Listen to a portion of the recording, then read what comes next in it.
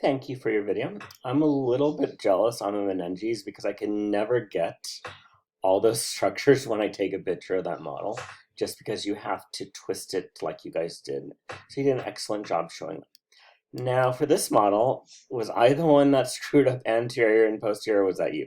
So everything else is anterior. This is the anterior median fissure where the 3 is. This is the posterior median sulcus where the 6 is. You can know it's posterior because the spinous process, but I might have switched it when you showed me the spine and I was pulling that up.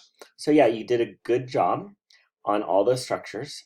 And yeah, this is spaghetti with all of these. Unfortunately, I can't zoom in on this model. It'll knock out my recording page.